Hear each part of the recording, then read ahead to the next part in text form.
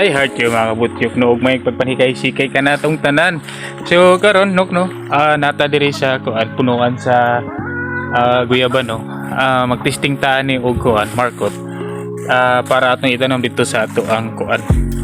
Sa ato ang bukid no. Ato sing itanom in between sa katong nagsinugang ang mga lubi. So halina. So mao na atong kuan, atong gamit ni silupin. Then patay pang ikot natay medium. So ang medium na to pwede is pangnumos or pwede ning kuan. Actually akong gamit ani is kanang kukupit nga nakuha na siya kanang na drain. Pero ako siyang gipasag utro para mo mag-moist gyapon ang ato ang markot. Dili siya ma-dehydrate ang ato ang kuan sanga nga markoto nato. So ali na ato nang sugdan. So as you can see chok no, nanay bulak yun ang ato ang kuan mother plant nga gikuha no. So nasay dako dito nga kuan kanang bulak.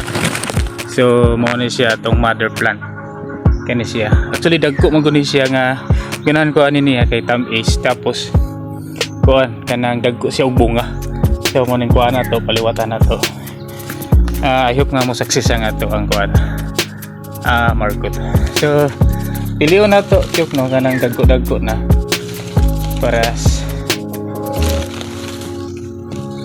para sani.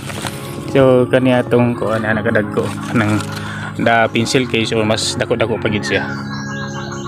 So ali tagda na to og panit chok no. Pag human na to kuha og panit ato na din siyang kagisan para mawala tong iyang lamog-lamog. So importante to siya chok nga mawala to iyang murag dangog kay mao toy kuan.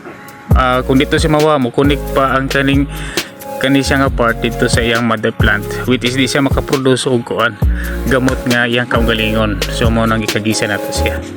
So human siya kagis ato na siyang baluton og kukupit. So mo na siya chok ato na din siyang baluton sa kukupit na. Tapos ato din siya putson dayon sa kuan cellophane no. So kinahanglan moist ang atong media kay para dili siya ma-dehydrate ug magpabilin nga moist ang ato ang gi-markot. Ang media ato na rin siyang puston sa cellophane na. Tapos atong hikot. Mao na ni siya chok atong nabalot na nga kuan markot no. At mao na ni siya atong gi-markot no. Nabalot na nato siya kato atong gisamaran. Nabalot na nato siya sa media nga naay cellophane tapos atong gihikot no para secure jud kayo nga di gyud siya mabungkag. Og mao ri chok no, nakahuman gyud ta og 5 ka buok nga gimarkot, isa, duha, tulo, upat. 5 na dito sa pikas. And ato ra ni siya pagasubayon every day or every other day. So magmonitor ta ni or ato ni siyang ilantawon after 3 weeks or to 1 month kung nabagyo day siya gamot.